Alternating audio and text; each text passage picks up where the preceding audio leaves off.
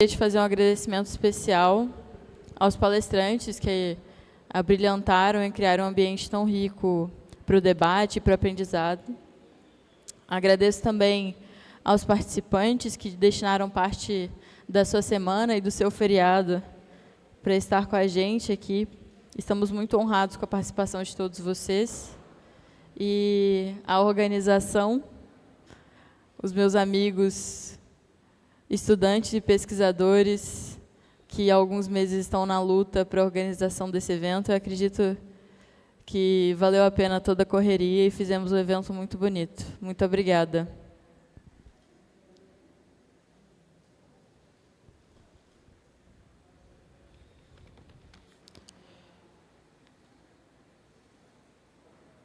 Senhoras e senhores, iniciamos agora a nossa última mesa do dia e última mesa do evento, chamada Ciência, Tecnologia, Inovação e Industrialização, Desafios e Novas Fronteiras. Convido a compor à mesa o nosso moderador, Alan Ferli, Pontifícia Universidade Católica do Peru.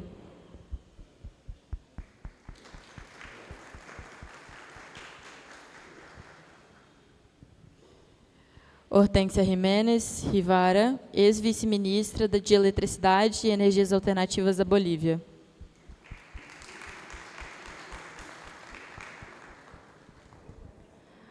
Alberto Santoro, Laboratório Europeu de Física e de Partículas, CERN, e Universidade do Estado do Rio de Janeiro.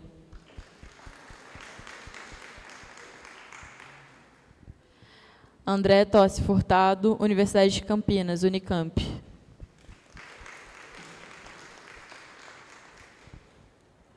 Agora, passo a palavra ao nosso moderador, Alan Ferli, para começar a mesa. Muy buenas tardes.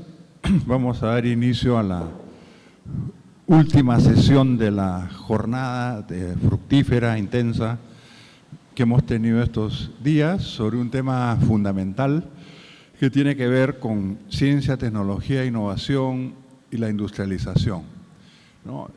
Todo el debate sobre las asimetrías, la vuelta a la palestra de la política industrial en países desarrollados y países en desarrollo y los desafíos que estos representan, ¿no? Entonces, es muy importante el avance, las reflexiones que se van a dar en esta mesa.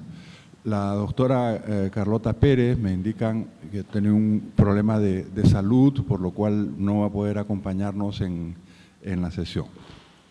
Entonces pasaré primero a mencionar los datos, características de nuestros panelistas. En primer lugar, Hortência Jiménez Rivera, ex viceministra de Electricidad y Energías Alternativas, ingeniera química con maestría en Desarrollo Energético Sustentable en la Universidad de Calgary, Canadá.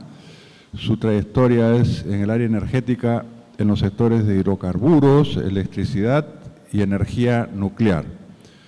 Ocupó diferentes direcciones en el Ministerio de Hidrocarburos y Energía de Bolivia y actualmente es la directora general de la Agencia Boliviana de Energía Nuclear. Durante su gestión como viceministra de Electricidad y Energías Alternativas, impulsó la elaboración e implementación del programa nuclear boliviano y formó parte de la nacionalización del sector eléctrico boliviano. Bienvenida, Hortência. En segundo lugar, pondrá el doctor Alberto Santoro, doctor en física por la Universidad de París 7, Universidad Denis Diderot, licenciado en física por la Universidad Federal de Río de Janeiro. Actualmente es profesor jubilado de la Universidad Estatal de Río de Janeiro y profesor visitante en la misma universidad. Tiene experiencia en física, con énfasis en física experimental de altas energías y fenomenología de partículas. Formó parte del experimento Compact Muon Solenoid Large Hadron Collider llevado a cabo en el ámbito de la Organización Europea para la Investigación Nuclear. Bienvenido, doctor Santoro. Y finalmente, André Tosi Furtado, que es doctor en Ciencias Económicas por la Universidad de París I.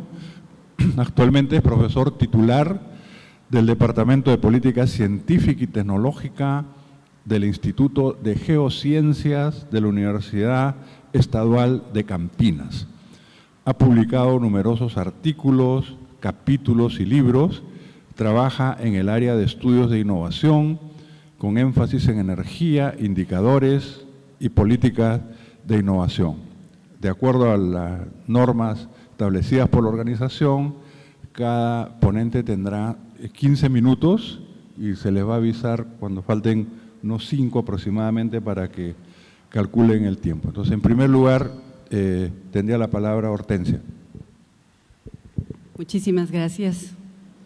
Bueno, agradecer a Claxo y también a la Universidad de Río de Janeiro por la invitación. Decirles que el día de hoy estoy aquí como una persona, una profesional que ha podido participar de varias situaciones y del propio proceso de cambio que se vivió en mi país, en Bolivia, ¿no? Si bien estoy actualmente ejerciendo como directora de la Agencia Boliviana de Energía Nuclear, acá estoy como una profesional en el área energética y que creo que quiero compartir algunas de las experiencias que tenemos como un país que ha entrado en la etapa de la introducción de la ciencia y la tecnología como parte o instrumento de desarrollo, y donde a partir de ya 8 años que hemos ingresado, por ejemplo, a la implementación del programa nuclear boliviano, tenemos experiencias frescas, ¿no?, de todas las limitaciones y todas las cosas que hemos tenido que hacer, ¿no?, para poder avanzar en el proyecto nuclear boliviano, y que puede servir como experiencia, ¿no?, para los países que también quieren incursionar en lo que es la incorporación de la ciencia y tecnología en la región. Vale la pena empezar indicando de que hoy más que nunca realmente la ciencia y la tecnología son esenciales para el desarrollo sustentable de los países de la región. Ya lo hemos visto con el COVID-19. También es importante señalar que estos desafíos tienen que garantizar, y la incorporación de la ciencia y tecnología tiene que garantizar que sea accesible, equitativo y también inclusivos. Por otra parte, también es necesario saber cuál es nuestra situación como países de la región, y básicamente saber qué es lo que nos une y qué es lo que nos separa, ¿no?, para sobre eso empezar a trabajar de cómo buscar una estrategia de una integración verdadera. Nos une la historia compartida, nos separa diferencias políticas y también nos separa igualdades y brechas que existen entre países de la región. Por otro lado, tenemos que ser claros que para tener una integración, sobre todo en ciencia y tecnología en este caso, las relaciones sur y sur en términos de ciencia y tecnología deben tomar en cuenta las especificidades de cada país. Es decir, si hablamos de la dinámica política, del contexto económico, de la matriz productiva. Y por otro lado, lo que sí tenemos claro es que si logramos la integración en ciencia y tecnología, vamos a poder estar a la par, ¿no?, en un campo de juego realmente a la par con otros países en desarrollo. ¿Qué es lo que pasó en Bolivia hace unos 8 años atrás, cuando iniciamos la implementación del programa nuclear boliviano?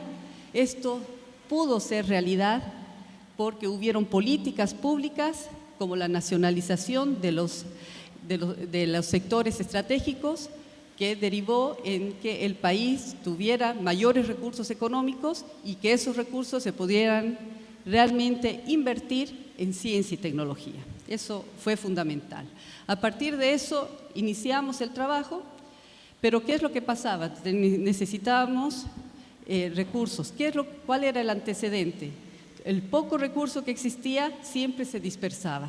Por lo general lo tenían las universidades a través de cooperación, algo daba el Estado, sin embargo no existía tampoco un lineamiento hacia dónde dirigir los proyectos de investigación científica aplicada, básicamente. Entonces, ¿qué es lo que se hizo? A través del plan de mediano plazo y de largo plazo se establecieron lineamientos dentro de lo que era la planificación económica y social de desarrollo del país. Es así que a partir de eso es que el programa nuclear boliviano establece en qué áreas específicas socioeconómicas se podía aplicar la tecnología nuclear en el marco de la visión de país que se tenía y que estaba plasmado en la planificación. Es así de que, por ejemplo, dentro del programa nuclear se hizo, hoy ya contamos con 3 redes de centros de medicina nuclear y radioterapia para lo que es la lucha contra el cáncer, básicamente.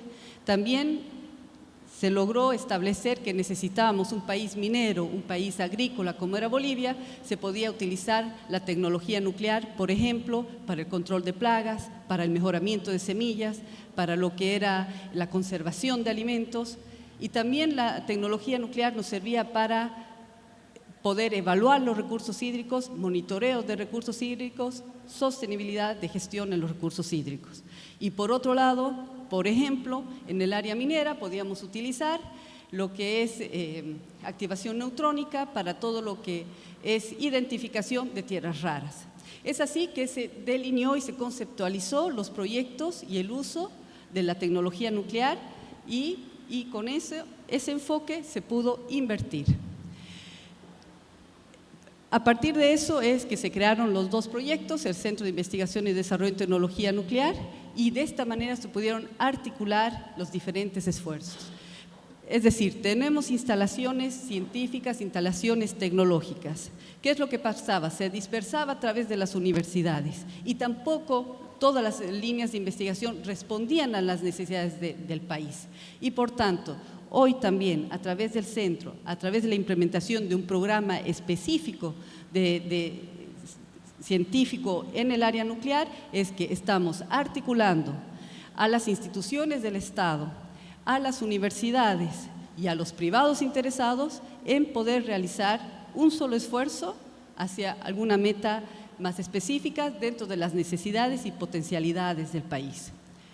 Es así de que la reflexión y toda esta experiencia, y qué es lo que nosotros vemos que es importante, es, por ejemplo, la articulación de institutos de investigación, ¿no? El país crea institutos de investigación en función de sus potencialidades y de hacia dónde están dirigiendo. Por ejemplo, en este caso tenemos un instituto de ciencia y tecnología nuclear, también tenemos institutos en el área de litio, ¿no? Y también en el área minera y el agrícola. ¿Por qué? Porque nuestra base material, ¿no? nos requiere para esas áreas. Y lo que sí tenemos que lograr hacer es promover la articulación de institutos con sus pares de otra región, de la región, que permita una colaboración tanto en experiencia, en conocimiento, como también de infraestructura, de instalaciones, porque así también vamos a poder tener una eficiencia en el uso de recursos. Por otro lado, lo que se decía, hay que realmente articular todas las iniciativas estatales, académicas y privadas para evitar la dispersión de esfuerzos, tanto técnicos como económicos. Y finalmente, algo muy, muy importante es poder buscar la sostenibilidad del presupuesto para ciencia y tecnología. Nosotros, si ustedes ven el gráfico, estamos debajo que ni se ve, ¿no? Y el resto son los otros países, son las otras regiones. Es decir, tenemos un 0.62% del PIB utilizado en ciencia y tecnología, cuando el promedio mundial es de 2.71. Hay que seguir trabajando sobre esto. Sin embargo, lo que primero tenemos que hacer es poder sostener lo que hoy por hoy tenemos y de a poco ir de manera progresiva incrementando el gasto en investigación y desarrollo.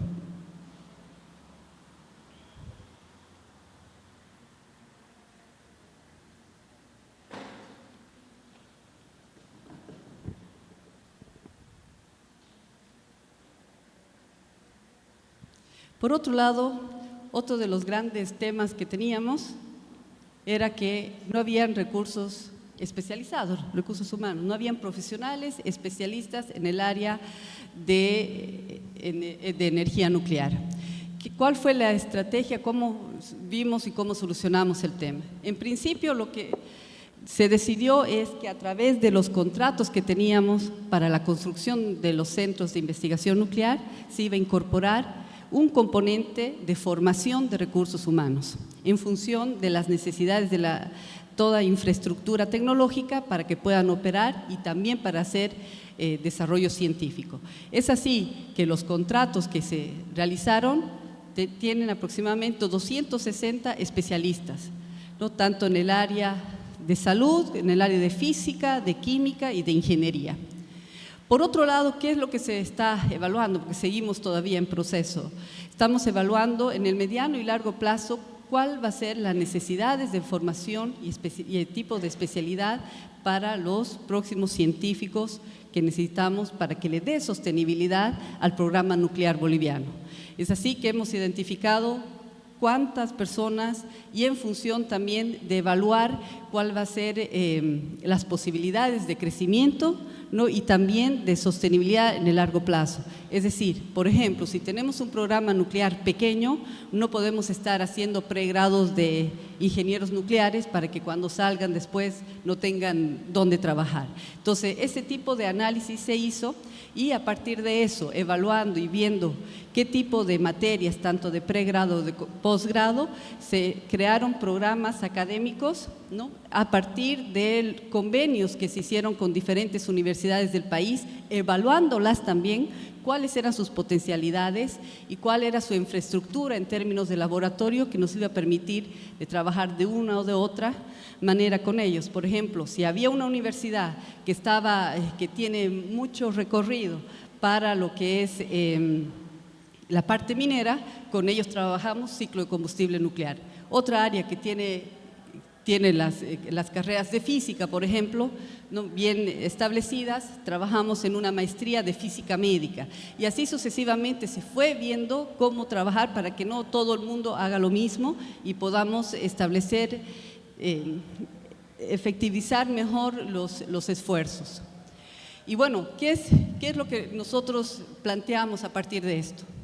Que realmente hay que establecer la relación entre países, porque sí lo tenemos en el caso nuestro con Argentina, con la UBA, con la Universidad de Cuyo, con el Instituto Balseiro, hemos llegado a tener una relación y muchos de nuestros profesionales están estudiando allá, igual que con Rusia, porque ese es nuestro proveedor tecnológico también y han vuelto, entonces se está creando dentro de nuestro propio sistema universitario y como de los otros intercambios y realmente ahí estamos haciendo, como les digo, estamos en pleno desarrollo, pero están dando ciertos resultados.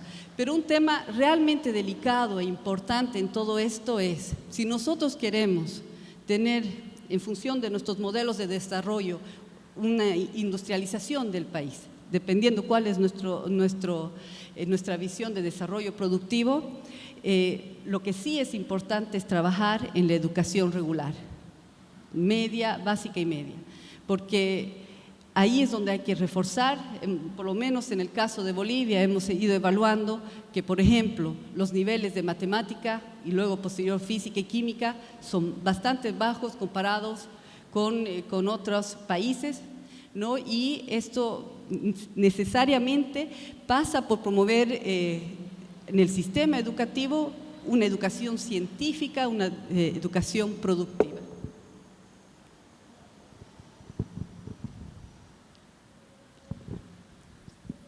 Bueno, y otro problema que nos da es que, por ejemplo, cuando uno introduce una tecnología, en este caso la nuclear, que tiene, bueno, sus especificidades, ¿no?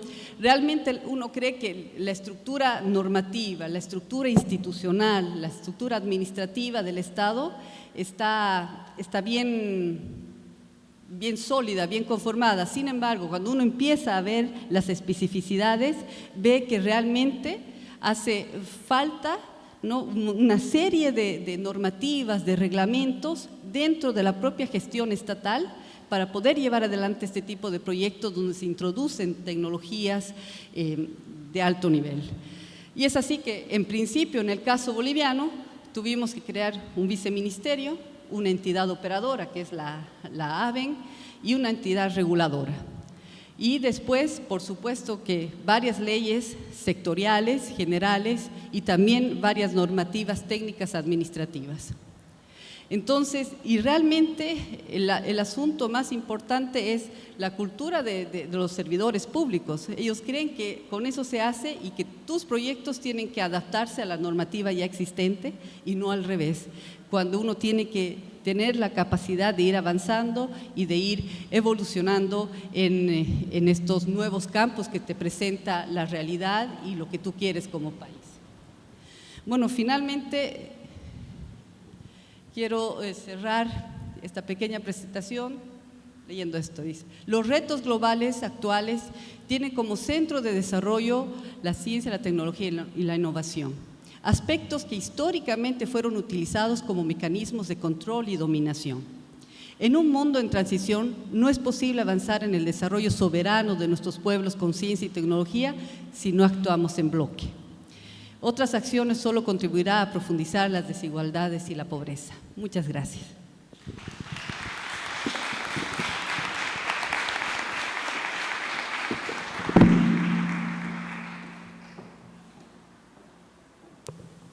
Muchas gracias, Hortensia, por compartirnos la experiencia boliviana y haberlo hecho además en estricto cumplimiento del tiempo asignado. Seguidamente tendríamos la presentación del doctor Alberto Santoro.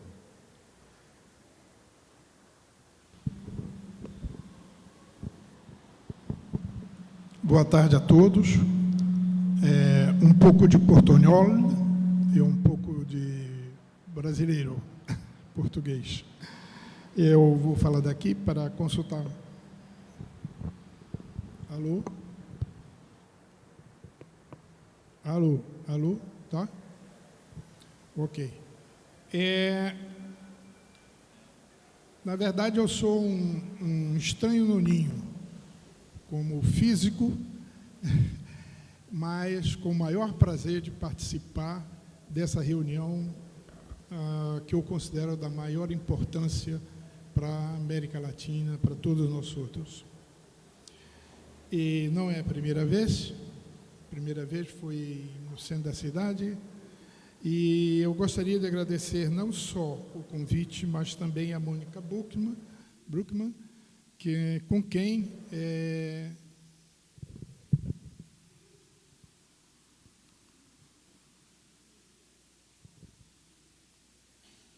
eu partilhei uma aventura maravilhosa. Nós tentávamos uma cooperação de toda a América Latina com o CERN e não deu certo, mas isso não vai ser analisado hoje, porque é muito longa a história, não é, Mônica? Mas esperamos ainda que isso venha a acontecer no futuro.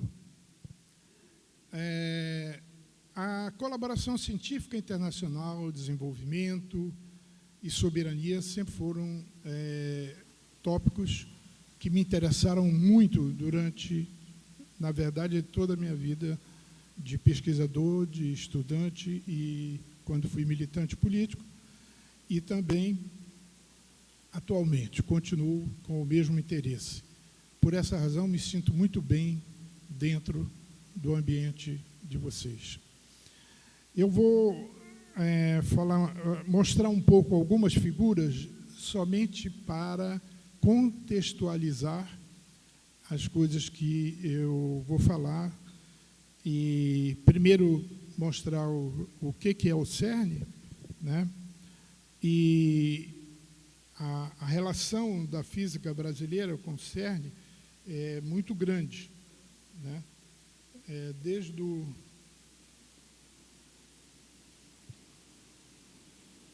Aí, essa circunferência é um grande acelerador que fica entre a França e a Suíça. São 25 quilômetros de... são 25 quilômetros... Deixa eu ver como é que é isso. Não. São 25 quilômetros de circunferência, 100 metros de profundidade. No início, era apenas um barracão ao lado do aeroporto, que está aí ao lado, vocês veem, do CERN. Nesse anel tem 4 grandes experimentos, tem outros experimentos espalhados por outros locais. Esses grandes 4 experimentos, em um deles nós fazemos parte. Aqui presente está também o presidente da RENAFAI. A presidente da RENAFAI, Gilvan Alves, que a RENAFAI é a reunião de todos os experimentos de física de alta energia no Brasil. E é um órgão que foi criado, eu estive dentro da criação, depois me afastei, e está funcionando ainda até hoje e serve de orientação para os físicos de alta energia para dar continuidade a essa colaboração. Na verdade, aquela circunferência não é um só acelerador que fica a 100 metros de profundidade, mas é um complexo de aceleradores, como vocês estão vendo aí. Também, essa outra figura mostra o futuro próximo do CERN. O CERN tem uma circunferência pequena do lado e essa grande, que é o futuro, né, acelerador de partículas, que tem 90 quilômetros de comprimento. Também vai passar também em vários países. Mas isso tudo estou mostrando apenas para mostrar a vocês a quantidade de oportunidades que tem para todo mundo. E a física de alta energia não é como a física teórica, né, onde o pesquisador pode publicar sozinho e tal. Nós somos mais próximos de uma indústria, né? Há muita gente trabalhando para poder construir e para poder obter a resposta da situação da natureza no que existe de mais íntimo. E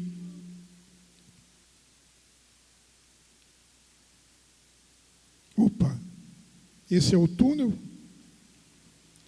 do acelerador, e essa figura é para mostrar para vocês a comunicação dos dados, que foi também uma grande revolução, porque no início dos tempos do CERN, você era obrigado a ir para o CERN para lá fazer a análise dos dados que eram produzidos nos experimentos. Atualmente, desde a época da inauguração do LHC, se criou também um sistema de transmissão de dados para que esses dados continuassem a análise, não somente no CERN, mas também em todos os outros países, né?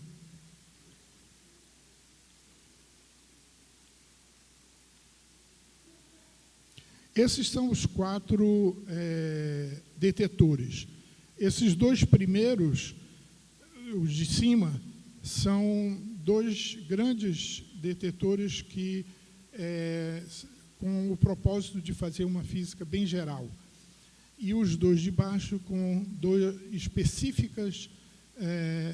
específicos, embora eles façam também outro tipo de física. Então, mais uma vez, foi para mostrar para vocês da ideia das dimensões. Aí tem um homem. Onde é que está o laser disso? É no meio? O laser é no meio?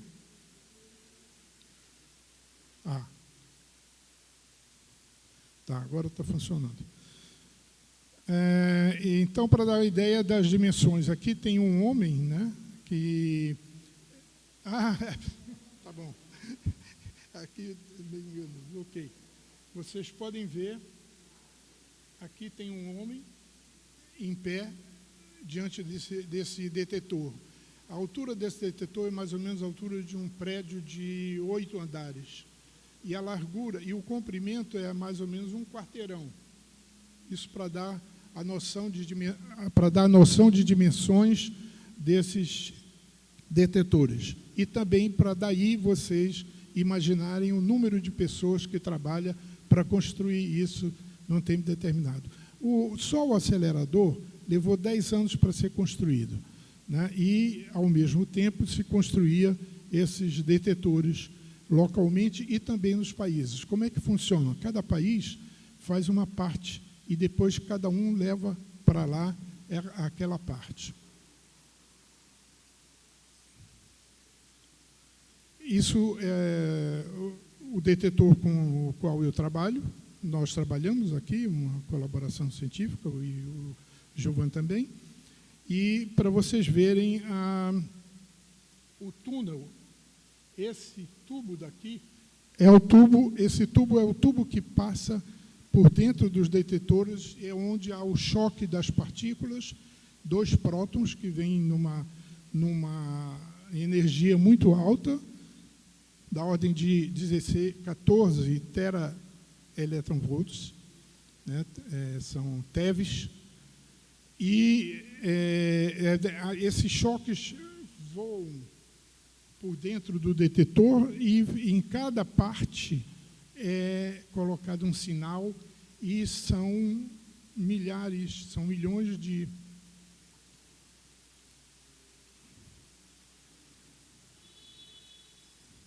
essa é a mesma foto. Também aqui mostra como uma pessoa diante desse detetor. Agora, imagine o seguinte, isso tudo é feito em cima. Depois tem que descer 100 metros de profundidade. E leva um dia descendo, num elevador especial que é feito para isso, leva um dia descendo. Então, porque, novamente, repito, estou falando tudo isso, para vocês imaginarem o número de pessoas, de físicos, estudantes, engenheiros, todos trabalhando conjunto para construir uma coisa como essa.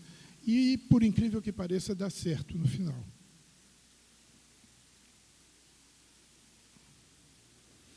Opa! Esse é o mundo CERN, né?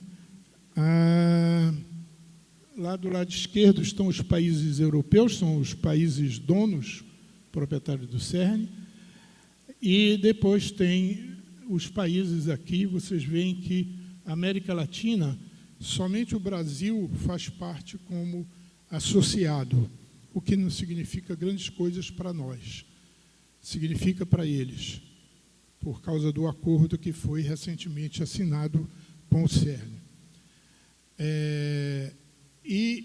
Mais esses países todos da América Latina, Chile, Colômbia, Cuba, Equador, México, Peru, Porto Rico, todos fazem parte de colaborações que estão em funcionamento no CERN. Portanto, tem 7.000 aqui pela Europa, 7.163, e uma outra enormidade de físicos por pelos outros países todos. Bom, eu gostaria de falar um pouco, porque o tempo é curto, não dá para a gente explicar melhor, como eu gostaria, de todas as coisas que estão envolvendo isso. O fundamental que eu gostaria de comentar era exatamente a colaboração científica internacional e a soberania dos países. Faltam 5 minutos. Muito bem. Ok, nós vamos avançar.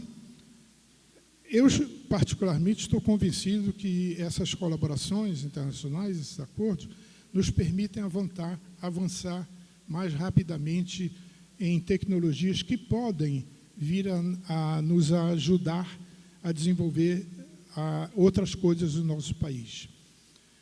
Como o mundo que a gente está vivendo é cheio de coisas tecnológicas e é fundamental que a gente tenha comunidades científicas capazes de enfrentar juntos e resolver os problemas também e fundamentalmente ligados a questões climáticas e as diferenças sociais.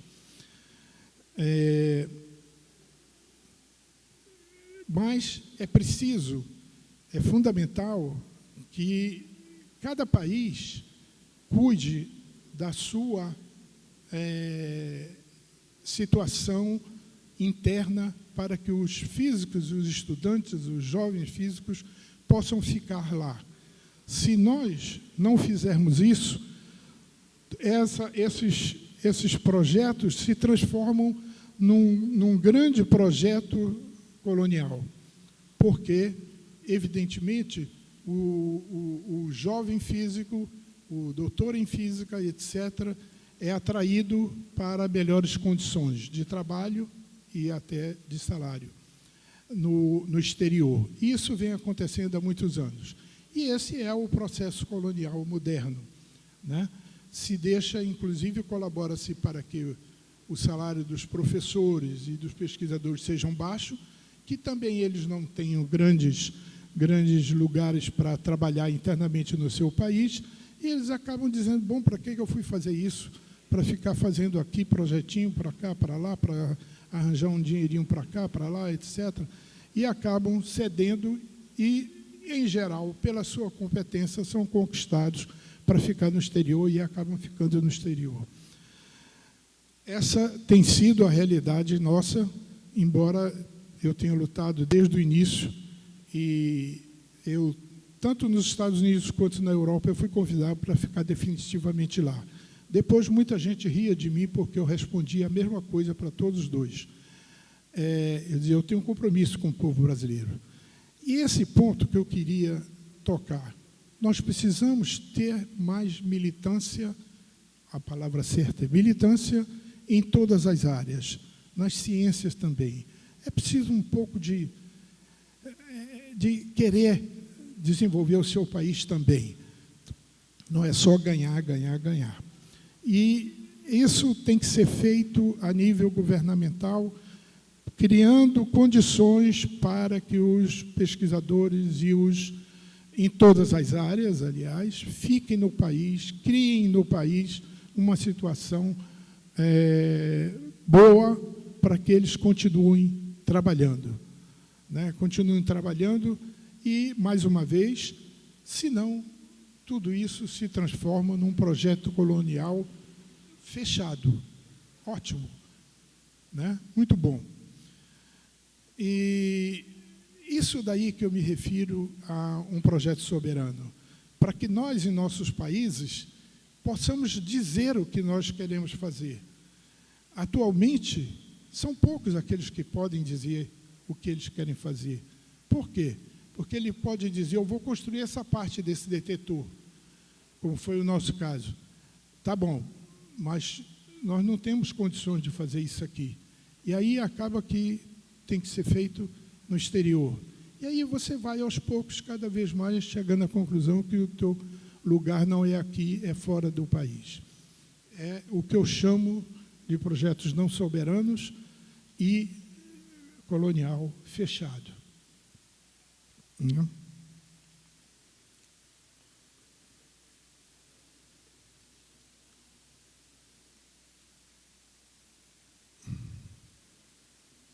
E aí, praticamente falei todas essas coisas. Muito obrigado pela oportunidade. Eu tenho algumas referências de 3 ou 4 artigos que publiquei na revista da Unasul, a convite da Mônica, que podem ser lidos e acompanhados, e todos eles têm exatamente essa questão que é a colaboração científica internacional e a soberania. É fundamental que a gente tenha isso em mente em todas as áreas. Do contrário, estaremos abaixando a cabeça para a nossa colônia e o colonizador se dá muito bem. Obrigado.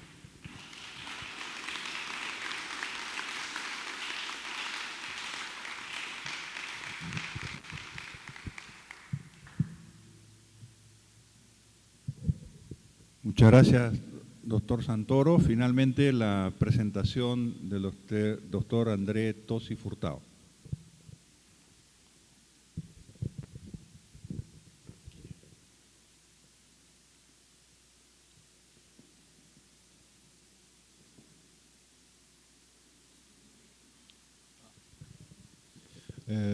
Boa tarde, então vou falar em português.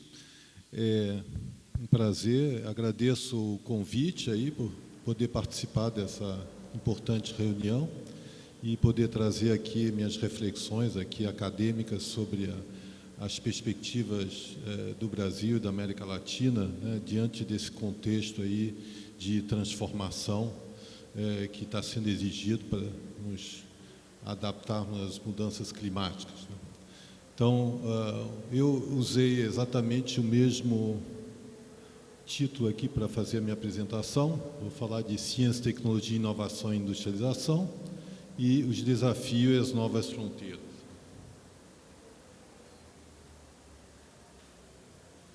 Bom, então eu vou falar primeiro das fragilidades da ciência, tecnologia e da industrialização na América Latina, né?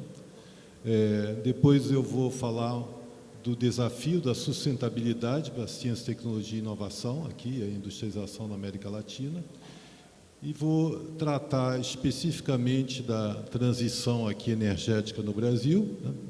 Refletindo sobre suas implicações, e tentarei fechar minha apresentação com uma discussão sobre as políticas, né? Que políticas podem ser pensadas para a transição para a sustentabilidade, né? O que pode ser feito, né? Bom, para tratar do primeiro ponto aí das fragilidades,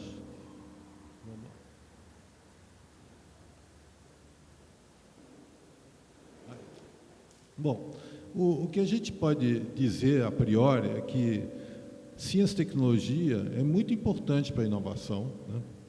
E a inovação é o motor do desenvolvimento, né? Do verdadeiro desenvolvimento, né? Então, nós todos almejamos isso, né? Mas a nossa situação na América Latina está muito longe dessa situação de a gente ter a ciência e tecnologia a serviço da inovação e a inovação a favor do desenvolvimento, né? E isso também se reflete na própria industrialização, né? Que tem sofrido muito, né? Então, se a gente for olhar aqui o quadro aqui que eu apresento, a gente vê que os países da América Latina têm um investimento em pesquisa e desenvolvimento, né? Muito baixo, né? A média da América Latina é 0,6%, né? E a gente está muito aquém do que são os países desenvolvidos em termos de investimento em pesquisa e desenvolvimento, né? O Brasil, né, é o país que mais investe aqui na região, né? Tem o dobro da média regional. Mesmo assim, ele também está muito aquém dos países desenvolvidos, como, né, aqui está colocado, Estados Unidos, Alemanha, está muito abaixo desse nível, né? E isso nos coloca já numa situação de fragilidade, né? Quando a gente se compara e quer colocar a inovação como motor do desenvolvimento, né? Vamos tentar ver se passa. Bom, se a gente for olhar em termos não de insumo, mas do que resulta da inovação, que seriam, né, novas tecnologias, né, e as novas tecnologias a gente poderia medi-la com patentes, né? Se a gente for olhar as patentes que são, né, depositadas aqui, as patentes triádicas, que são aquelas patentes mais importantes, que, né, têm importância no mundo inteiro, né, as principais áreas do mundo, a gente vai ver que nossa presença é absolutamente insignificante, né? O Brasil, né, está aqui com 0,1% dessas patentes triádicas, e aí é o líder regional, né, a gente pode dizer, né? Mas os demais países estão numa situação muito inferior à nossa, né, em termos de, né, capacidade de transformar, digamos, a pesquisa em novas tecnologias, né? E tecnologias que são impactantes, né? Então, a gente está bem mal. E o terceiro aspecto aqui que a gente precisa olhar, quando a gente vai olhar para a situação brasileira, né, e da América Latina, é ver como é que anda a industrialização, né? Porque a industrialização foi muito importante para nós, né, para o nosso desenvolvimento, né?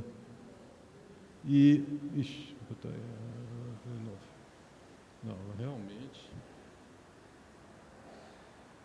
Bom, o que a gente percebe aqui, né, nesses dados aqui sobre a presença da indústria no PIB é que a gente está num processo de desindustrialização, né? Claro, na região. E isso tem afetado principalmente os países da América do Sul, certo? Que são justamente aqueles países que têm mais predisposição a ter riqueza de recursos naturais e predisposição a exportar commodities, né? Então, a gente vê que esses países regrediram, né?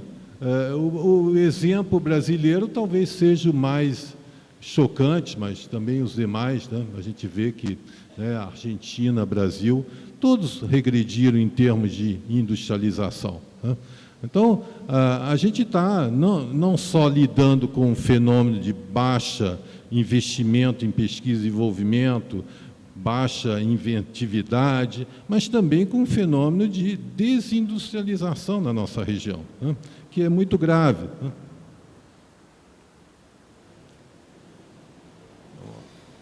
Bom, aí o que a gente pode dizer, né?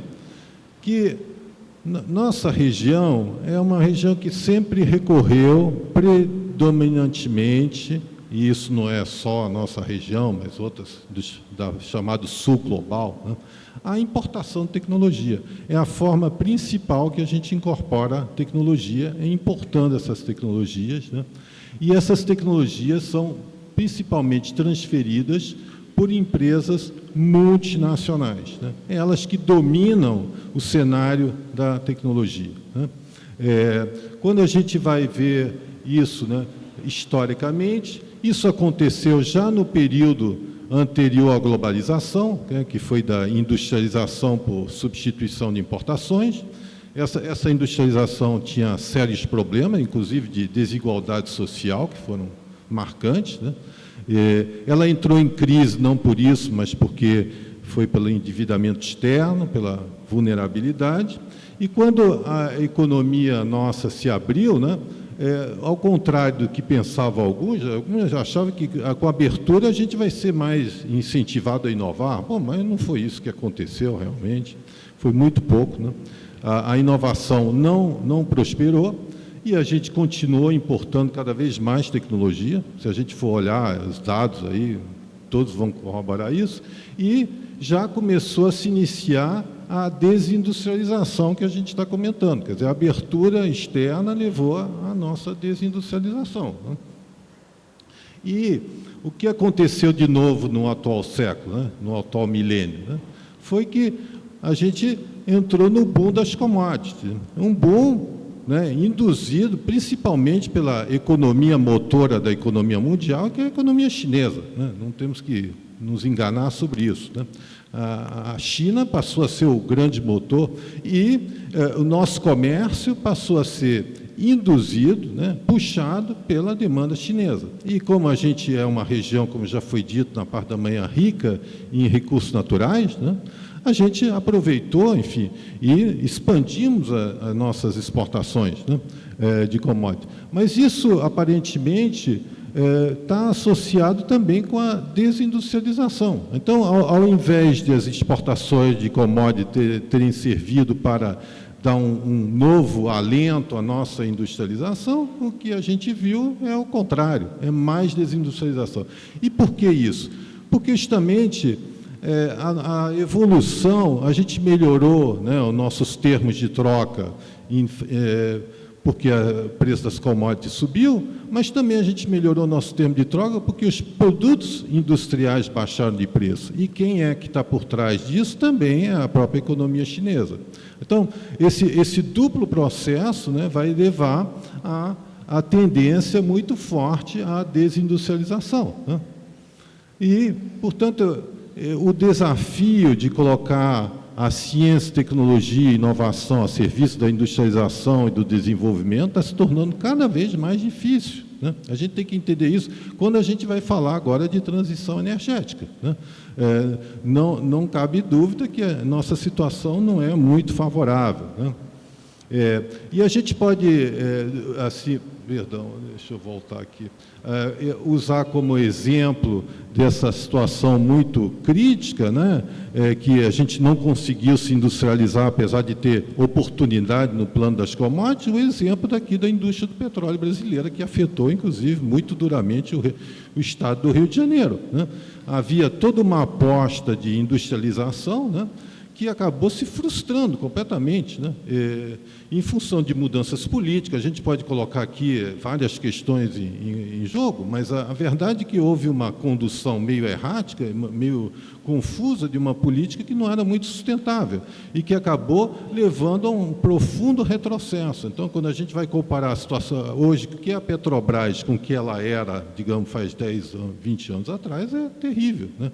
Ela abandonou completamente o projeto que ela tinha antes de desenvolvimento do país, né? Essa evolução foi muito negativa, né? E nos colocou numa situação de grande fragilidade. Então, isso tudo a gente tem que pensar como é que a gente vai ter que fazer para tentar fazer essa transição energética, né? Bom, aqui para ilustrar isso que eu estava falando, né? Aqui.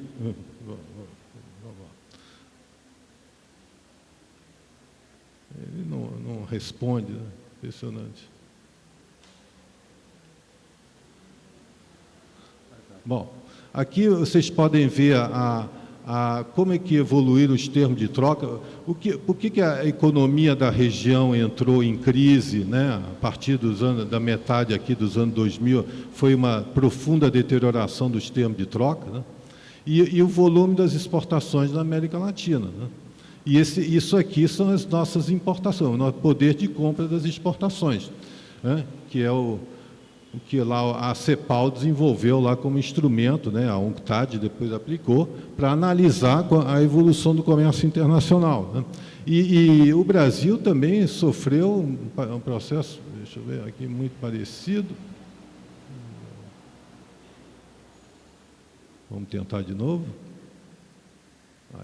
Aí o Brasil, vocês podem ver, né, como melhoraram os termos de troca, depois caíram e agora a gente está no recomeço. Então a gente viveu o ciclo aqui das commodities e estamos revivendo um renascimento, né? Então, por isso que a gente está numa situação externa mais favorável hoje, né? Que nos coloca até numa situação mais confortável, né, como país.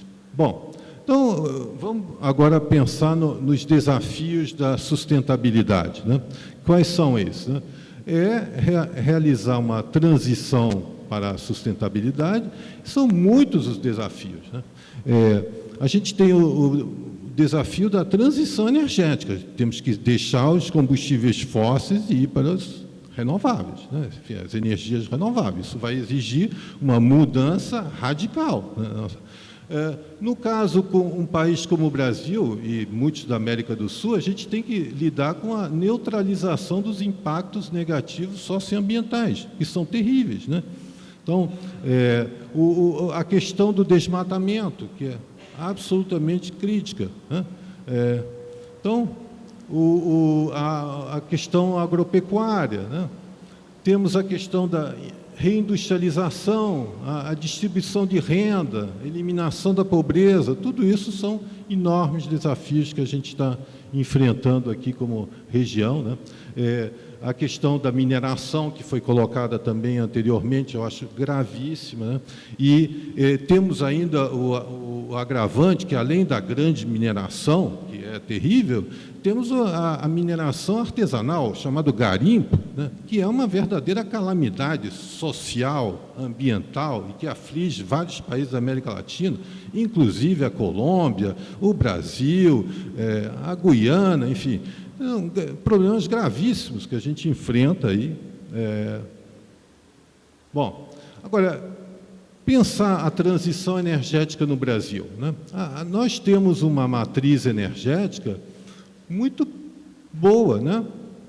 Em termos de energia renovável, né? A gente pode ver que o Brasil tem quase, né, 48,6% de energia renovável, né? É um número que está acima da média latino-americana, né? Bem acima, né? E temos aqui a solar e a eólica que estão progredindo bastante no Brasil hoje, né? Deixa eu ver. Não. Bom, realmente. Não. Deixa eu tentar voltar. Está muito mal isso aqui. Aí, vamos lá.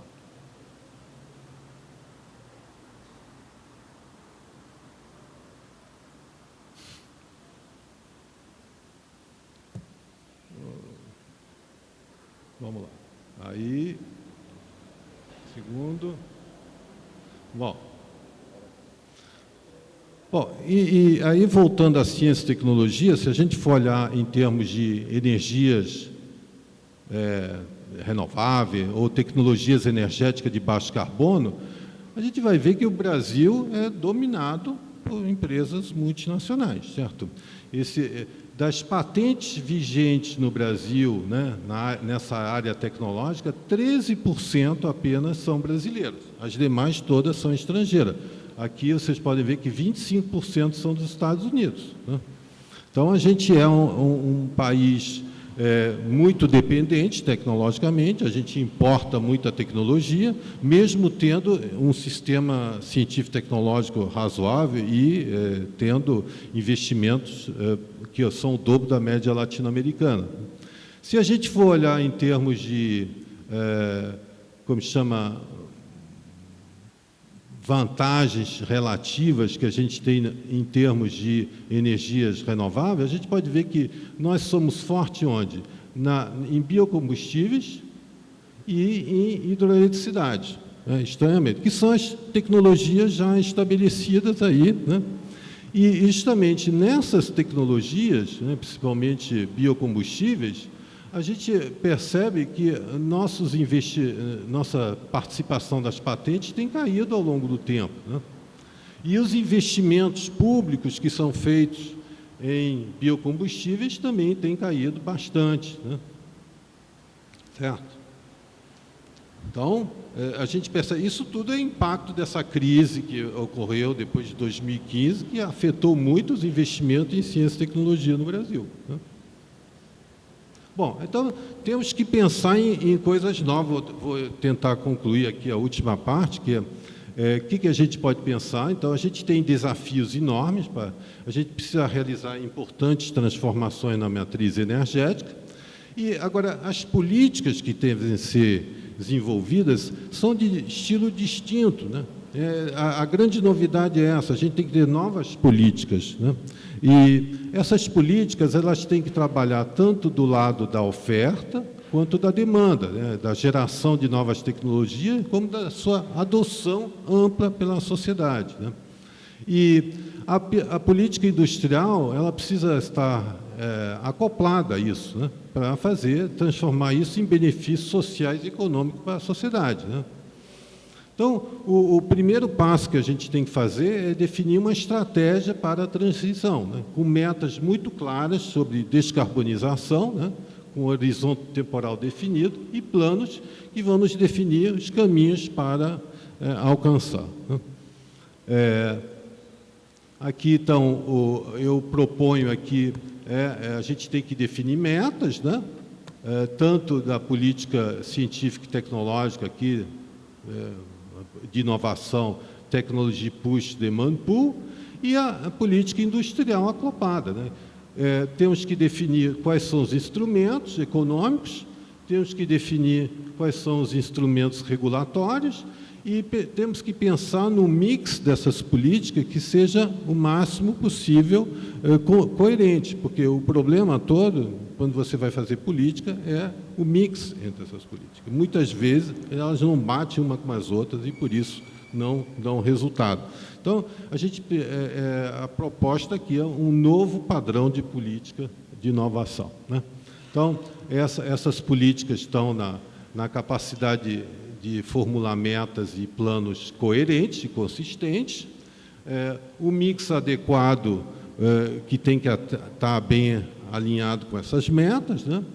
E para fazer essa transição, como elas mexem com grupos de interesse estabelecidos, começar pelas energias fósseis, né, e tudo que envolve as energias fósseis, a gente tem que também mobilizar a sociedade. Isso também foi chamado a atenção na parte da manhã, né? Essa mobilização da sociedade é fundamental e isso depende de um convencimento que a transição é benéfica. E eu acho que ainda não se tem um consenso muito claro que a transição seja benéfica. Então, a gente precisa se convencer que ela é benéfica e convencer a sociedade que ela é benéfica e para que ela possa também assumir, né, todos os custos e ônus que vai ter essa transição, né? Enfim, é isso aí. Obrigado.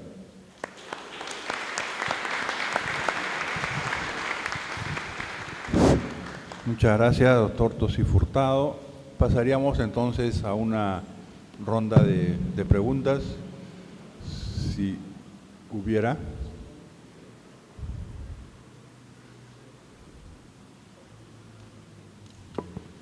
No hay. Entonces,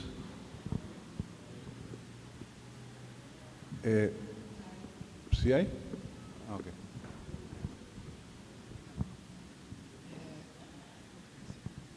Buenas tardes.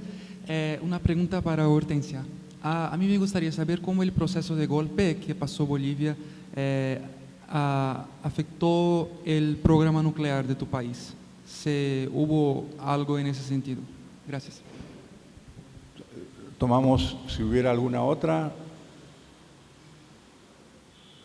para completar una ronda de preguntas y ahí cerramos. Buenas tardes.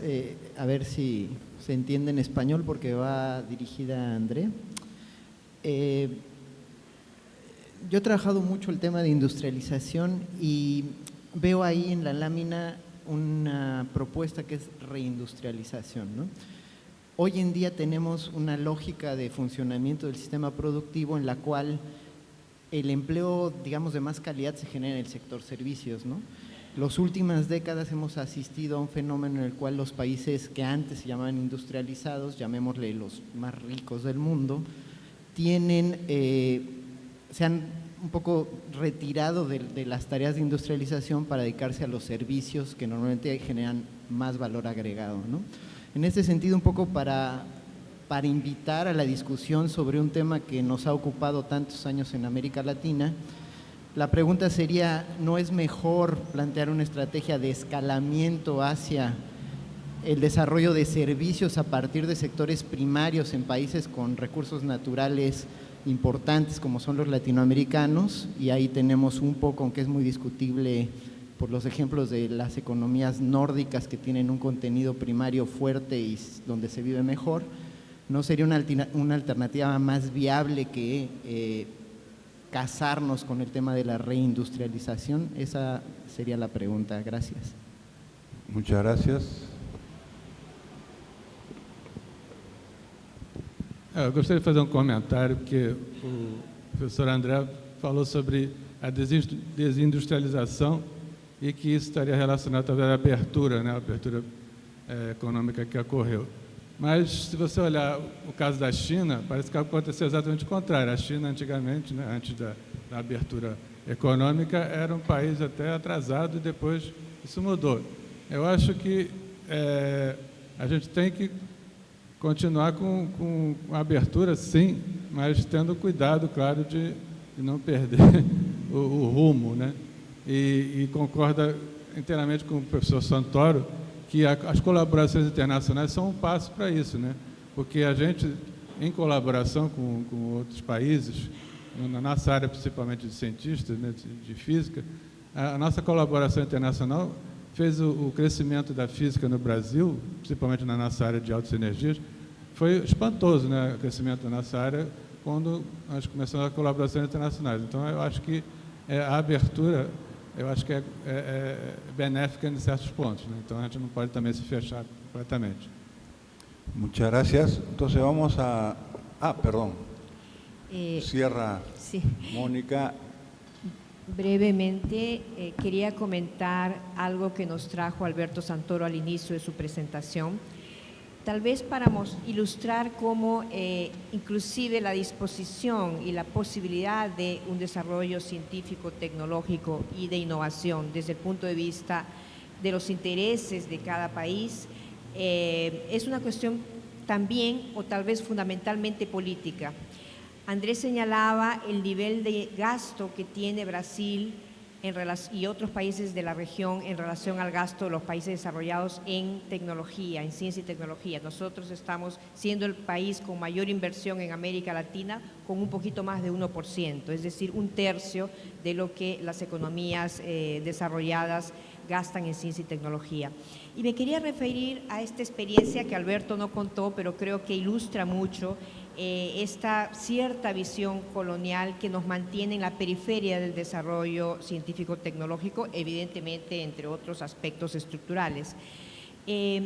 Cuando en América del Sur se discutía de manera muy transversal la necesidad de avanzar hacia la construcción de una estrategia continental o subcontinental para el aprovechamiento de los recursos naturales para el desarrollo integral de los 12 países de UNASUR, en el contexto de ese debate, la Secretaría General de UNASUR envió al CERN, al acelerador de partículas, una comisión de alto nivel formado por ministros o viceministros de Ciencia y Tecnología y un físico de altas energías por país.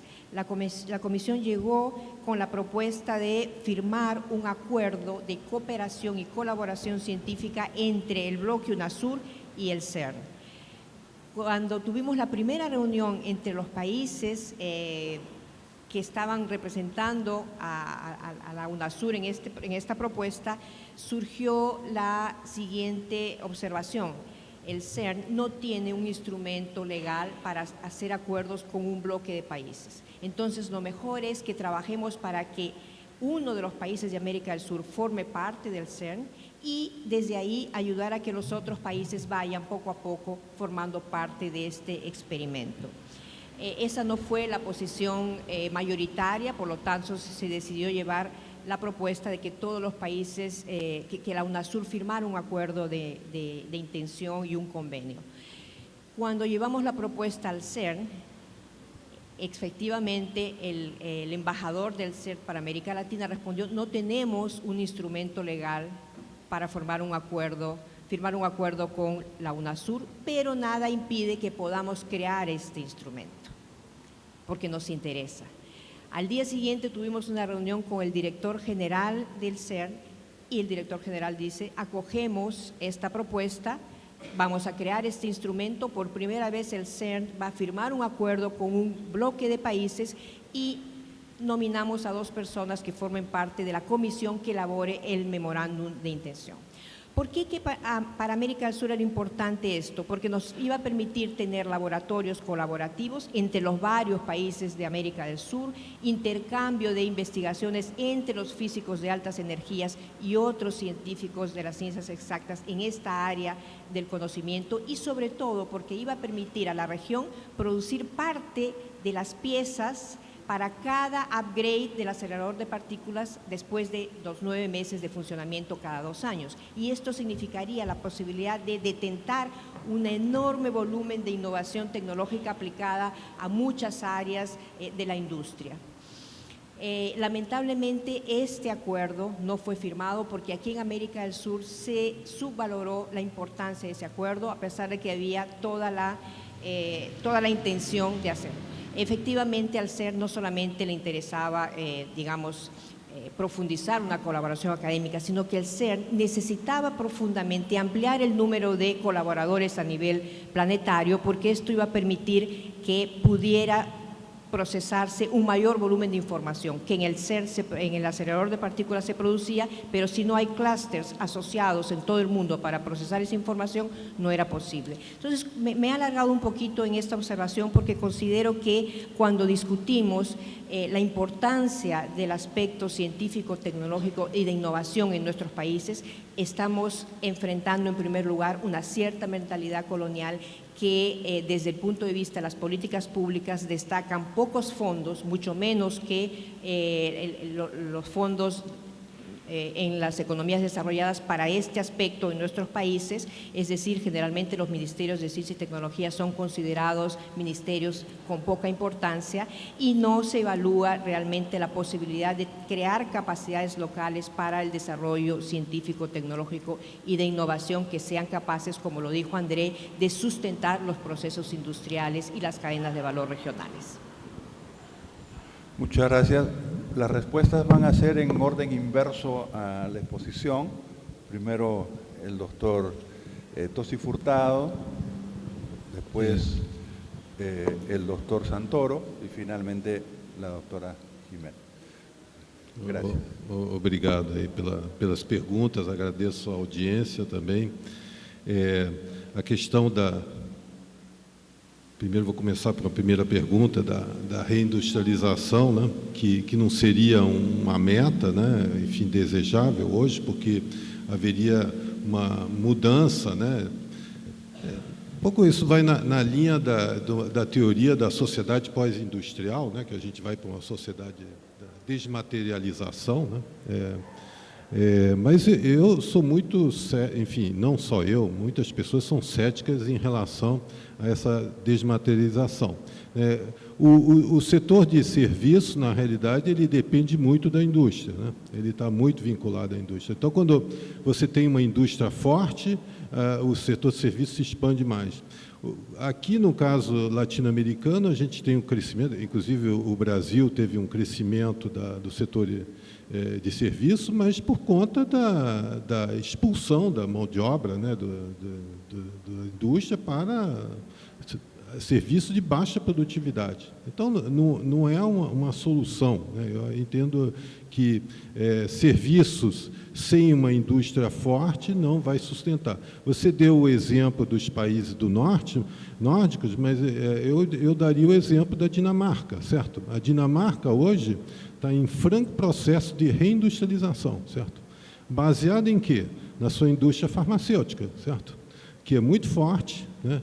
Fortemente exportadora, né?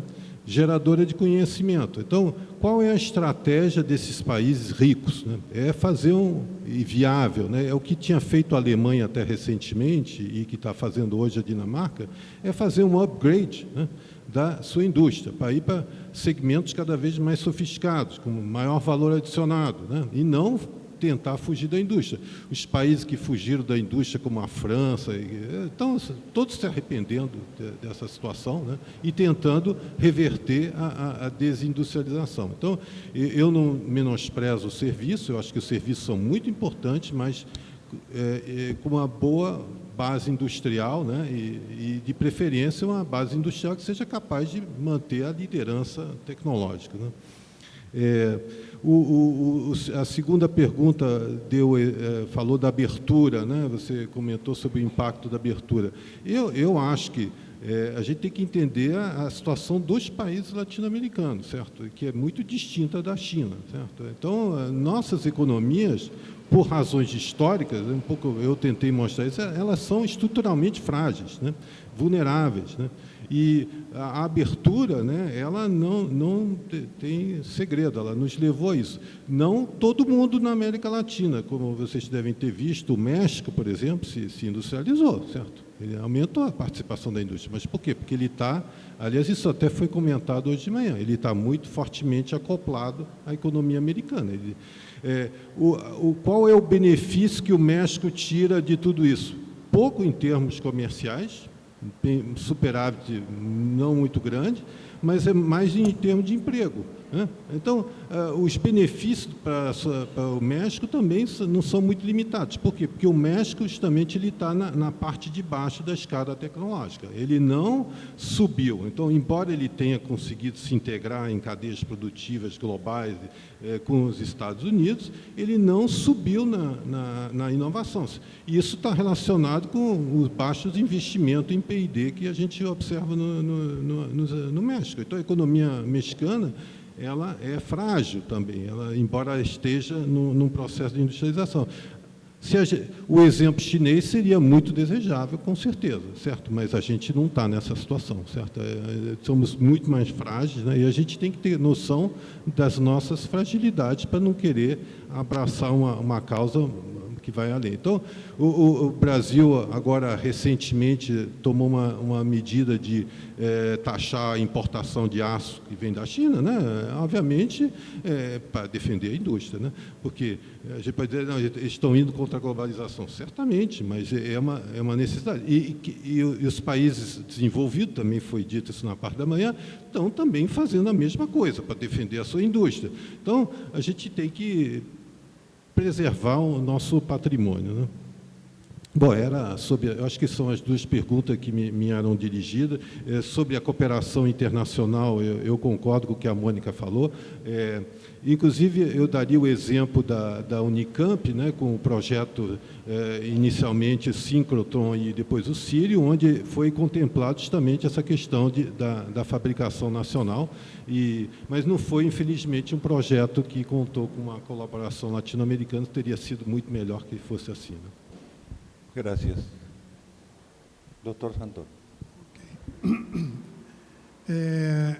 Eu gostaria de agradecer justamente o que a Mônica colocou a respeito daquela vontade que tínhamos de fazer o acordo com a Unasur e o CERN. Eu acho que a gente tem que repensar isso o mais cedo possível, independente do que nas altas autoridades científicas do Brasil estejam pensando. Porque o Brasil acaba de assinar um acordo com o CERN, que, a meu ver, é um acordo colonial. Nós temos que progredir naquela direção que nós estávamos tomando. A América Latina se juntar, ter mais colaboração interna dentro da América Latina, e um todo ser representado com o CERN. E eu lembro muito bem do que você falou, que o Rolf, que era o diretor-geral do CERN na época, disse que, olha, é a primeira vez que isso vai acontecer, mas é possível sim, vamos discutir. E eu me lembro também que houve um membro, que não quero mencionar o nome, que disse, não, deixa que nós vamos resolver para vocês tudo. Mas ele não foi maioria, né, evidentemente, como você falou. Nós todos continuamos com aquela mesma vontade. Eu acho, finalmente, que nós devemos continuar, sim. Aquela experiência deve ser escrita, realmente. Eu acho que deve-se fazer uma base para, dali para frente, compreender muito bem quais foram os pontos fracos que fizeram com que nós parássemos naquele momento e, infelizmente, não foi realizado o nosso sonho. Então, eu espero ainda que isso possa acontecer, que é, aquele sim, um projeto soberano, onde nós estávamos falando de soberania. Obrigado. Bueno, respecto a qué pasó con el proyecto nuclear en la época del golpe de Estado en noviembre de 2019, es importante resaltar que primero proyectos como el del área nuclear o proyectos tecnológicos básicamente hacen los estados, ¿no? Uno de los componentes que tenía este proyecto era el desarrollo y la construcción de un reactor nuclear de investigación. Un reactor nuclear de investigación realmente es una escuela, ¿no?, para la gente de ciencias exactas y para lo que es ingeniería. Lo primero que hizo el gobierno de facto, que fue un cambio total dentro del modelo económico de un proyecto, era un gobierno fascista de derecha, primero fue anular el proyecto del reactor. Y con eso realmente se retrocedía todo lo que se había decidido por avanzar en el país en cuanto a entrar, digamos, a un grupo de países que tuvieran tecnología nuclear, y que eso mismo de por sí trae mucho trabajo colaborativo con diferentes países que tienen la misma tecnología. Y luego, posteriormente, otro de los proyectos que también lo paralizó con la perspectiva de privatizarlo fue la red de centros de medicina nuclear y radioterapia. Este proyecto, que básicamente estaba diseñado, conceptualizado para brindar de manera gratuita a toda la población, sin excepción, la última generación en términos tecnológicos para la lucha contra el cáncer.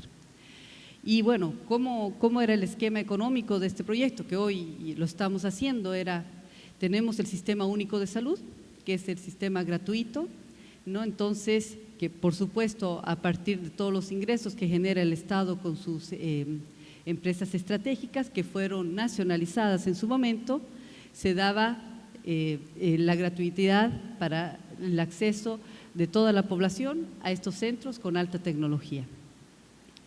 Y a partir de eso, de alguna manera daba vueltas el dinero de Estado a Estado. Y viendo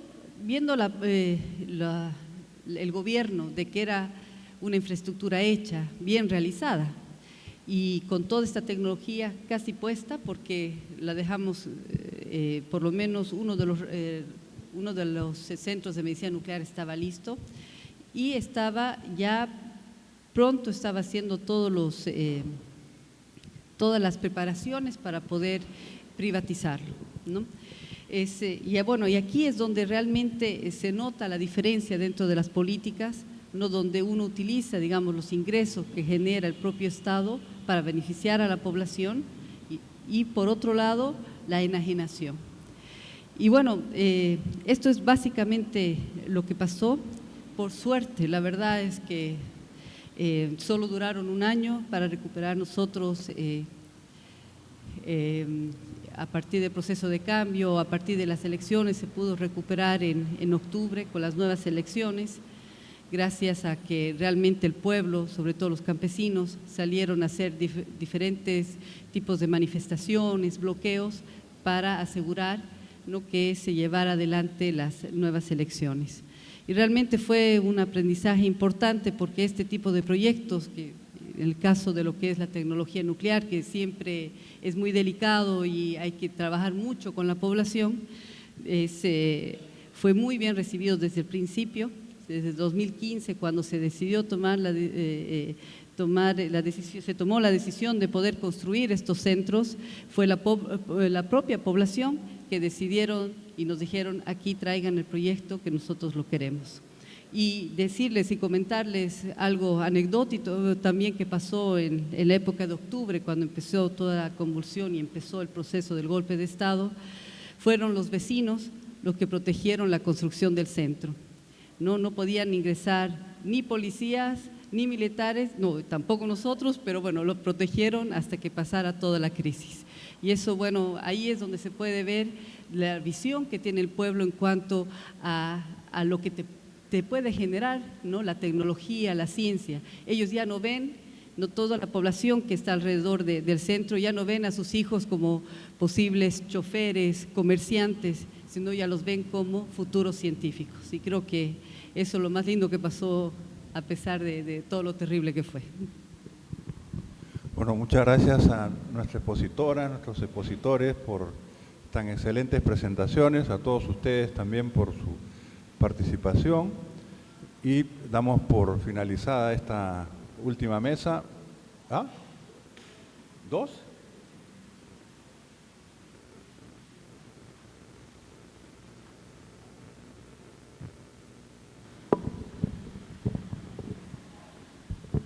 Boa tarde a todos. Tenho uma pergunta a fazer para o professor André.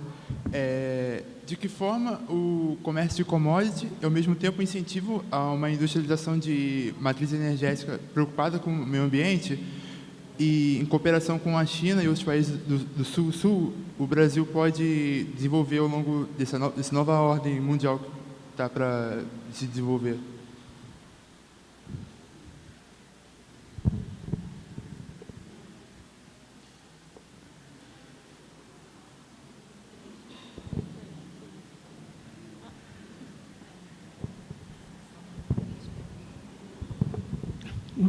Obrigado. André, uma reflexão a partir da sua apresentação seria o seguinte: o processo de descarbonização, digamos, ou a luta por uma economia menos carbonizada é uma questão global, mas a forma como cada país pode contribuir é muito diferenciada, e muitas vezes eu percebo que é quase como se fosse uma tábua rasa sobre as políticas voltadas à descarbonização. Por exemplo, qual seria imediatamente, e com o impacto de médio prazo, para a China reduzir substancialmente a emissão de CO2, seria simplesmente ela reduzir, sair do carvão e se deslocar, possivelmente, para o gás e petróleo. Porque até que as outras formas possam significar efetivamente uma transição, isso vai demorar muito tempo. Mas o fato dela sair do carvão é a mesma coisa com a Índia. a Índia e China, se diminuir o uso do carvão, será uma grande contribuição para o planeta. E o Brasil? O Brasil, que tem uma outra base energética, qual é a grande questão? É o desmatamento e a agricultura. A agricultura, através, sabidamente, aí do gás metano, que decorre da nossa imensa pecuária, é um dos elementos fundamentais para o CO2. E a outra é o desmatamento. Portanto, a contribuição brasileira essencial seria reduzir drasticamente o desmatamento. E sobre a agricultura, eu não tenho a menor ideia como resolver essa questão aí, mas isso aí é um grande impacto. É mais isso do que a própria base, digamos, energética nossa, que é muito melhor, como você mesmo apontou, ainda que seja muito positiva a expansão, digamos, da energia renovável de outras formas. Mas apenas uma reflexão sobre as diferenças nacionais da política tecnológica contra a emissão de CO2.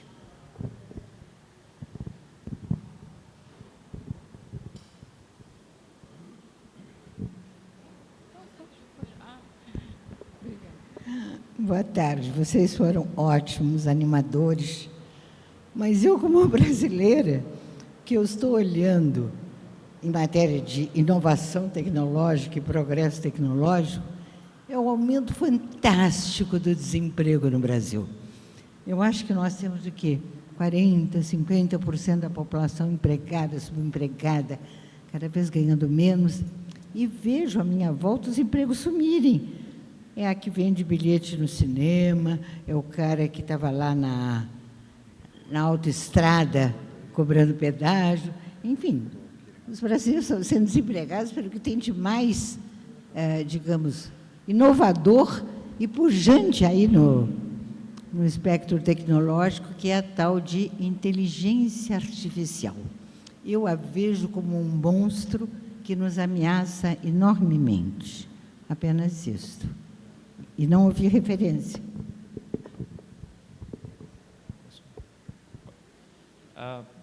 Admito que eu preciso mudar um pouco a pergunta que eu iria fazer anteriormente, que a professora Mônica já abordou um pouco dela, o próprio Santoro também com sua resposta. Eu iria pedir que talvez o Santoro comentasse um pouco sobre as dificuldades, as principais resistências que foram encontradas durante o projeto do CERN latino-americano, dessa busca que foi realizada.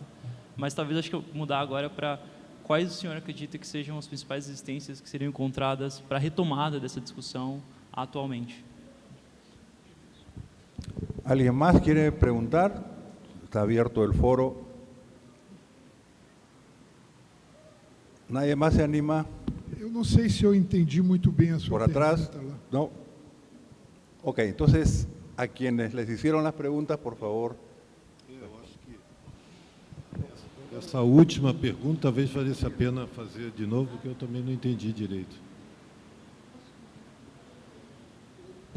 Eu não entendi direito suas perguntas. A gente o vai microfone escrever... eu acho que não estava bem colocado aqui.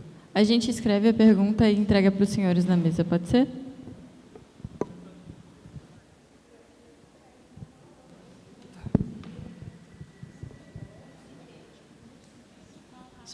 Vamos falar um pouco sobre as resistências ou as dificuldades que seriam encontradas atualmente na retomada dessa discussão sobre o projeto de tentar fazer um acelerador latino-americano, tentar trazer esse projeto para cá, para o Brasil, novamente, retomar essa discussão.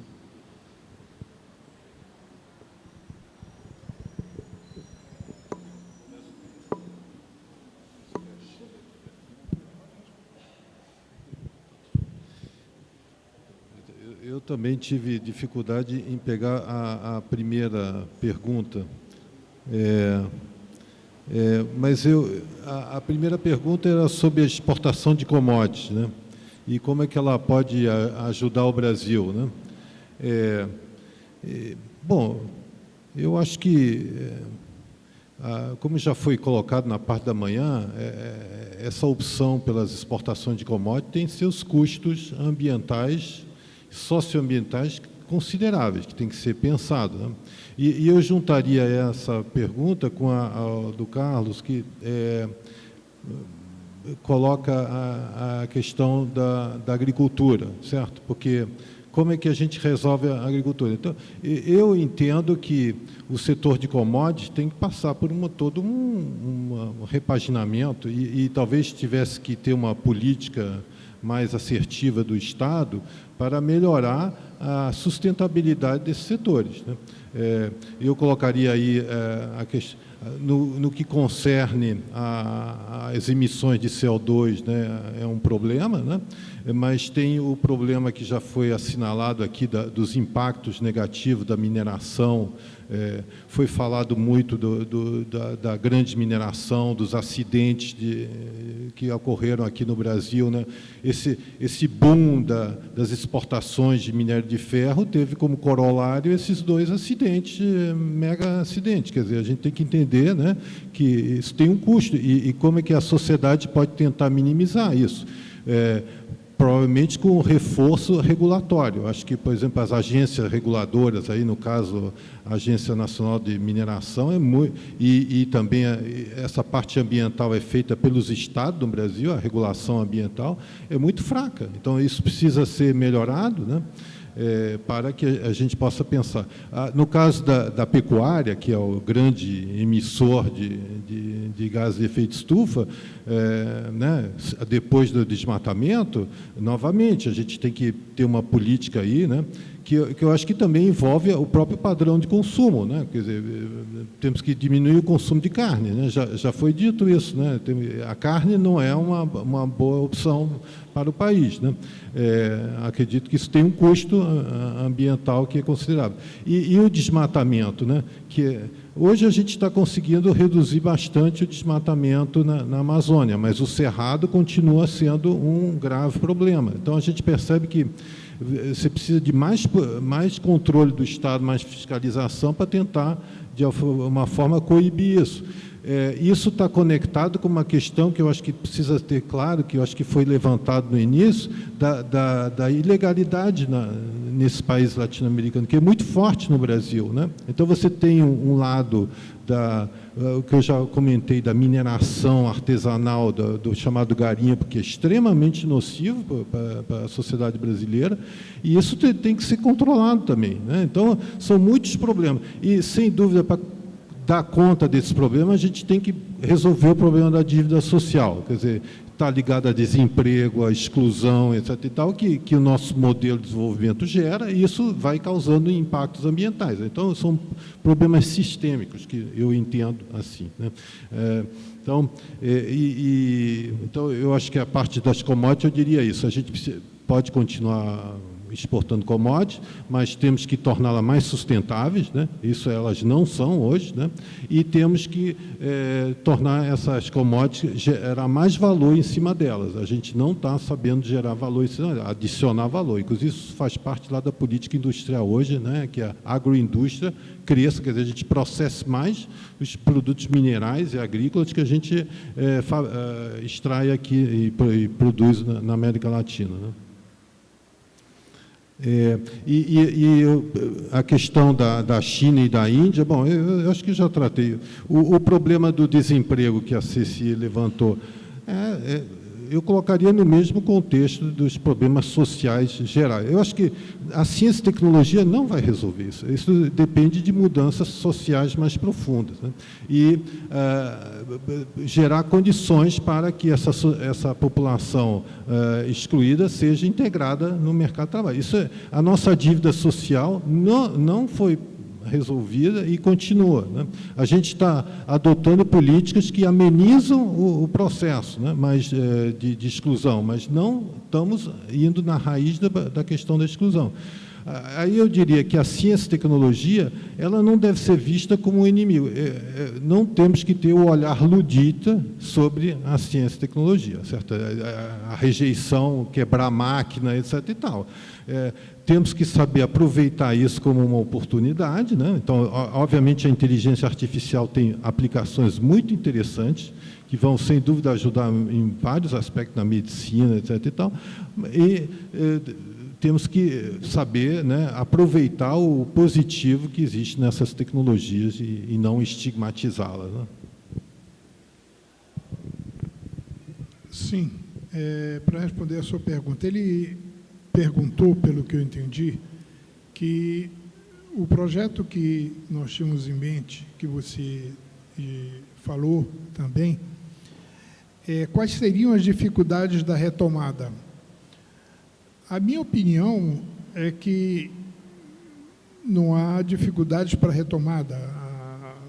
A apresentação deles depois tem que ser muito bem estudada.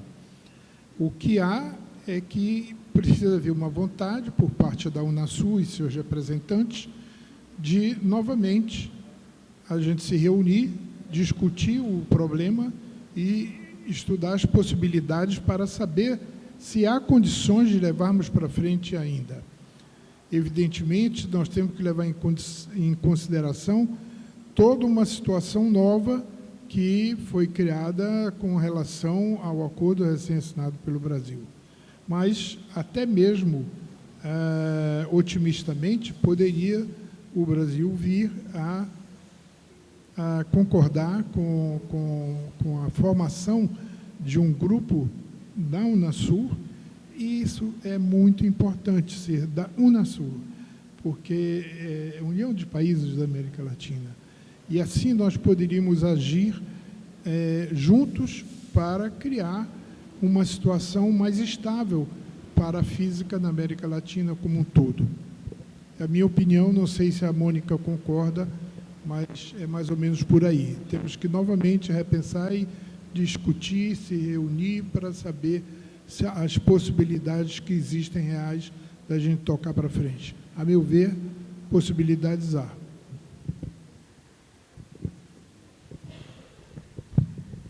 Bueno, ¿alguna otra intervención? No. Ok, entonces solo agradecer a nuestros expositores y cerrar esta mesa. Creo que se merecen un aplauso final.